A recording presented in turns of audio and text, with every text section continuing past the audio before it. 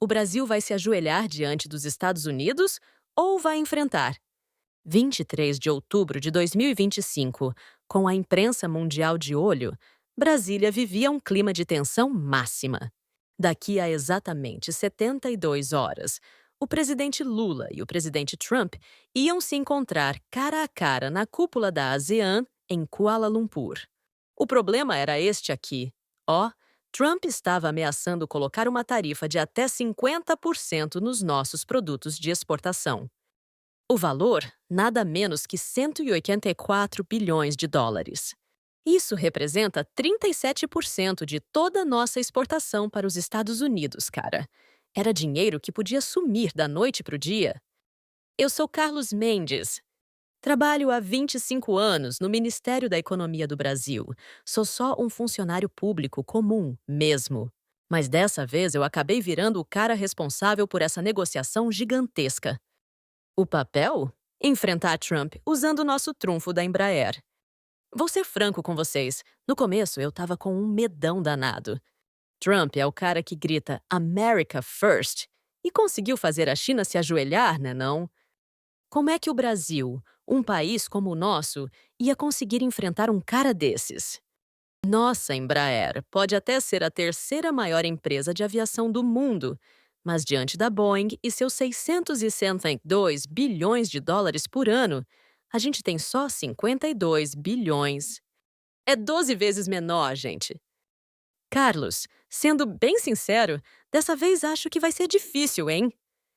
Maria, minha colega de 20 anos, falou isso tomando café, meio receosa. Pelo jeito, a minha cara estava entregando tudo. Será que os americanos vão mesmo dar ouvidos pra gente? O Trump pode muito bem perguntar: Brasil? Onde fica isso? Eu pensava a mesma coisa por dentro. Por mais que a gente falasse da Embraer, no final das contas não era um país pequeno pedindo para o país grande: por favor, não coloca tarifa na gente. Naquela noite, desabafei com minha esposa. Amor, se essa coisa der errado, a economia brasileira pode sofrer um baque danado. E eu tô bem no meio disso tudo. Você só precisa fazer o seu melhor, né? Mas eu não tinha certeza de nada. Será que a gente tinha mesmo alguma arma para enfrentar Trump? Naquela época eu ainda não sabia. Não imaginava a verdade incrível que eu ia descobrir nos próximos dias. E como isso ia mudar o destino dos dois países. Este vídeo é uma reconstrução baseada em cenário fictício, baseado na cooperação aeroespacial Brasil-Estados Unidos. Os eventos específicos retratados são criação artística e não têm relação com fatos reais. Foi produzido para destacar a importância da indústria aeroespacial do Brasil. Comecei a revirar todos os dados da Embraer para preparar a negociação. Pensava que já conhecia esses números básicos de cor e salteado, mas na hora de enfrentar um gigante como Trump, tudo parecia diferente. Opa, que negócio estranho é esse? Fiquei olhando fixo na tela do computador, resmungando. Pelos dados de 2024, a Embraer vendeu exatamente 73 aviões comerciais para os Estados Unidos, o que representa 45,2% de todo o nosso faturamento. Mas o mais curioso era a grana que a gente gastava comprando peças americanas. O valor previsto até 2030 era nada menos que 210 bilhões de dólares. Maria, não acha meio estranho isso aqui? Chamei minha colega. Parece que não é só a gente que depende dos americanos, mas eles também dependem da gente, né? Maria puxou a cadeira e sentou do meu lado. Como assim? Olha só, a SkyWest, que é uma companhia aérea americana, tem 387 aviões e 235 deles são nossos E-175. Mais de 60%. Sério? Então, se a gente sumisse, essa empresa ia fazer o quê? Naquele momento, senti uma quentura no peito. Talvez a gente não fosse tão inofensivo assim, quem sabe? Mas ainda ficava na dúvida. Os números até que eram bacanas, mas na prática, como é que seria? Foi aí que o chefe abriu a porta de supetão. Mendes, amanhã você vai para São José dos Campos. Tem reunião de emergência na sede da Embraer. São José? Para que eu vou lá? para ver com os próprios olhos. Dados no papel são uma coisa, a realidade é outra. Principalmente no seu caso, que só acredita vendo. São José dos Campos. 85 quilômetros de São Paulo, uma cidade tranquila com 700 mil habitantes.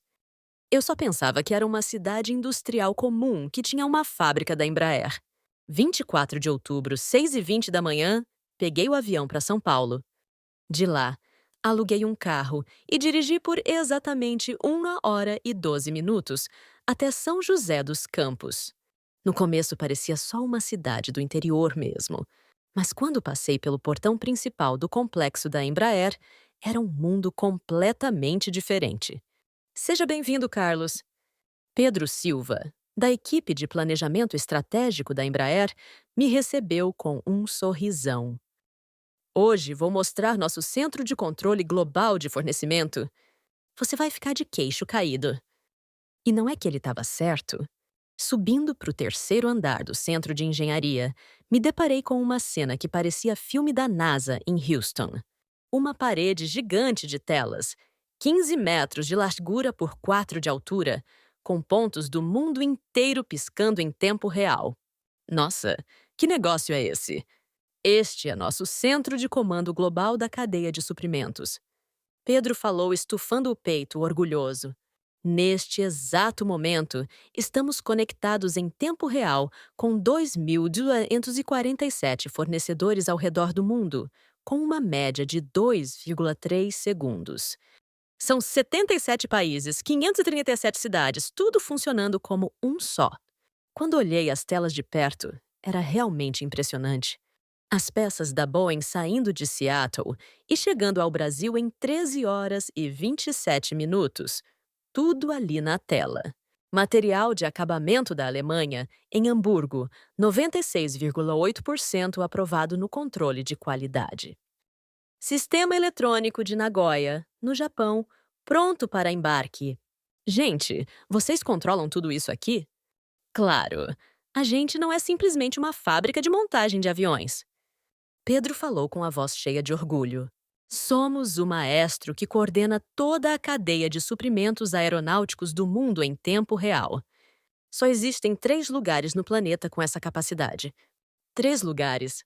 Seattle com a Boeing, Toulouse com a Airbus e aqui em São José dos Campos com a Embraer. Naquele momento a ficha caiu. Peraí, a gente é realmente um dos 3 principais centros aeronáuticos do mundo? Mas isso é só infraestrutura, né? E a capacidade real, como é que fica? Bem naquela hora, Pedro me levou para a linha de montagem 5. E foi lá que eu presenciei uma cena que nunca vou esquecer na vida.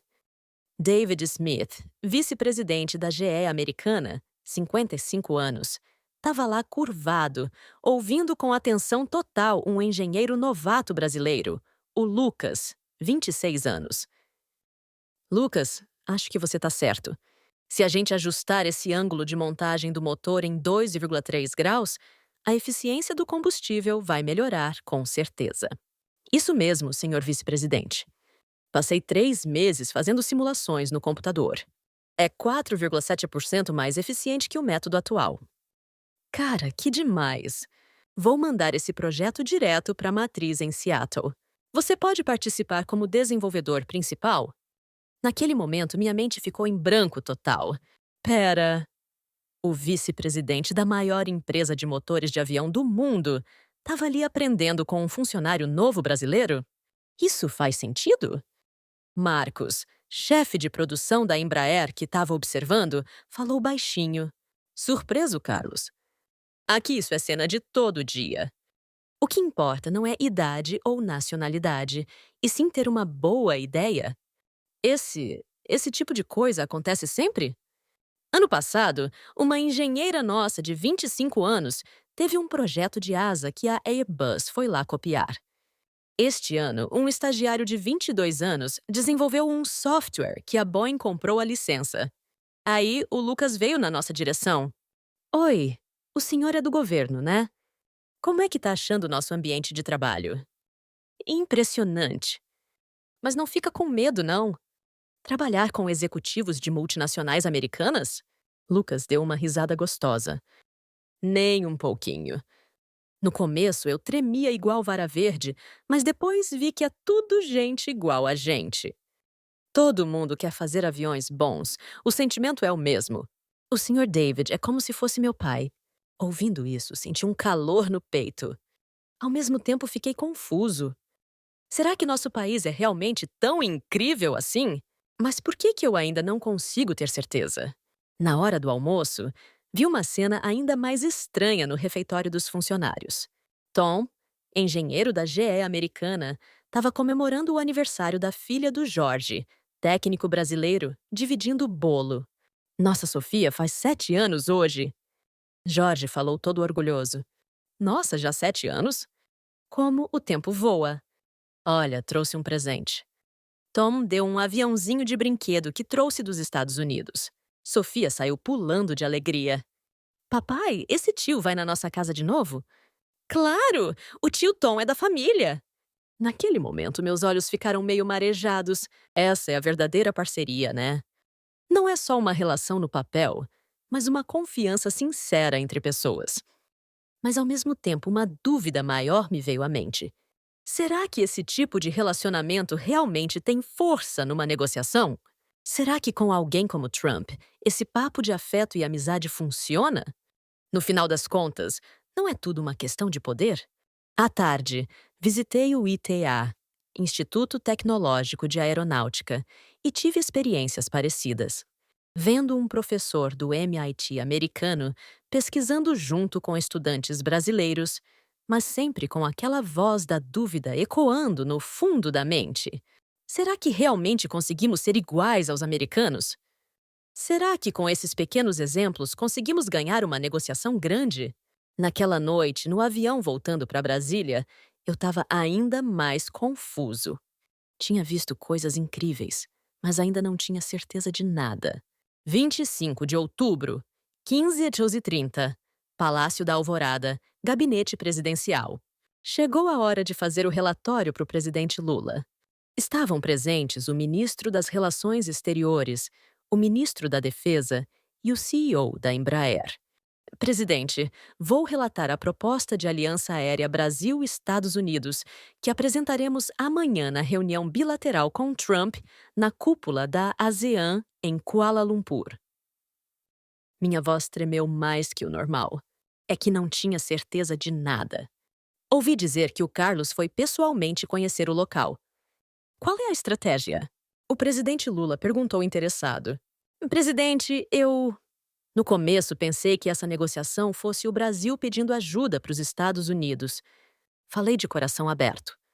Mas depois de visitar o local, parece que é meio diferente. A sala ficou em silêncio. No mercado americano de aviação regional, na categoria de 76 assentos, praticamente temos o monopólio. SkyWest, 235 aviões de 387 são nossos e 175. Republic Airways, 189 de 223 são nossos. Os olhos do presidente Lula arregalaram. Assim tanto? E não é só isso.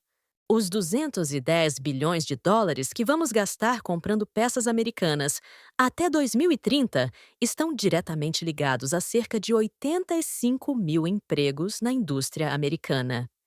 Ou seja, não é que dependemos unilateralmente dos Estados Unidos. Aí, de repente, eu parei de falar. Todas as cenas que vi ontem começaram a se conectar na minha cabeça.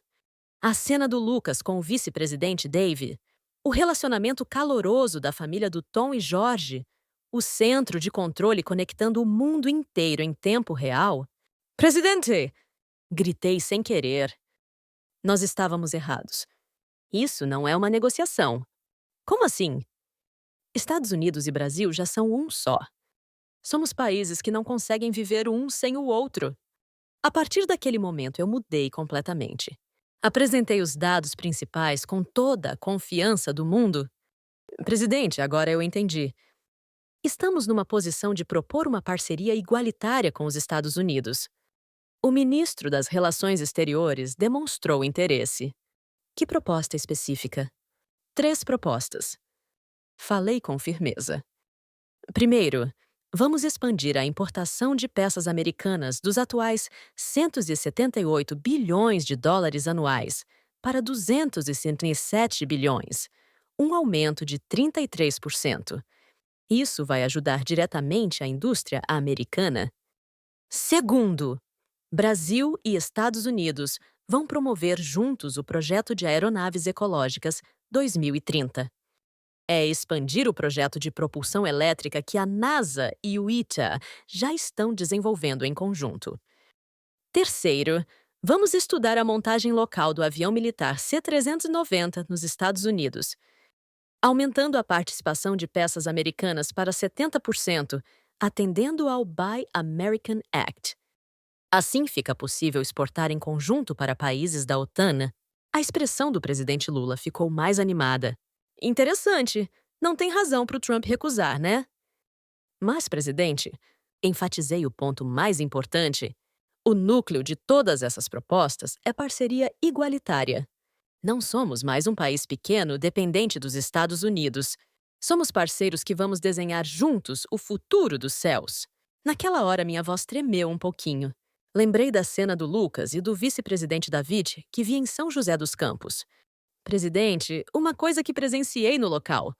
Vi o vice-presidente da GE americana aprendendo humildemente com nosso engenheiro novato de 26 anos.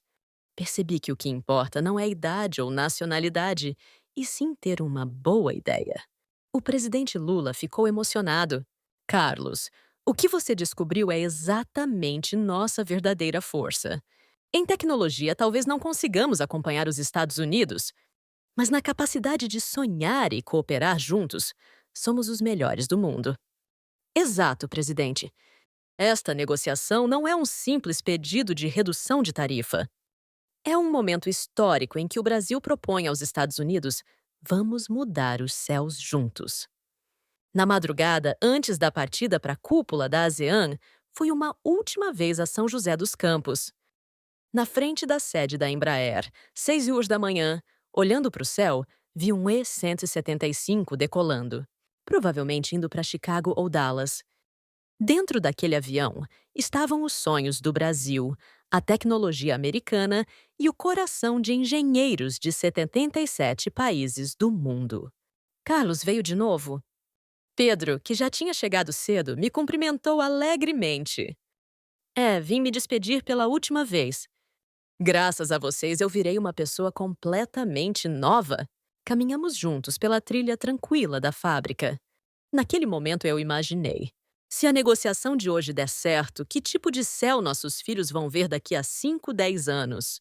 Talvez em qualquer lugar do mundo a gente pegue aviões feitos em parceria entre Brasil e Estados Unidos. E incrível como essas imaginações foram se tornando realidade uma por uma. A gente sonhava. Se essa negociação desse certo, o presidente Lula e o presidente Trump, dando as mãos e sorrindo, engenheiros brasileiros e americanos projetando juntos aeronaves novas, a pequena mudança que começou em São José dos Campos, transformando os dois países inteiros. E, surpreendentemente, essas imaginações foram se realizando uma por uma. Na negociação de Kuala Lumpur, os dois países chegaram a um acordo de cooperação na indústria aeronáutica de 47 bilhões de dólares anuais em média pelos próximos 10 anos, prometendo criar 65 mil novos empregos e desenvolver conjuntamente aeronaves ecológicas de próxima geração.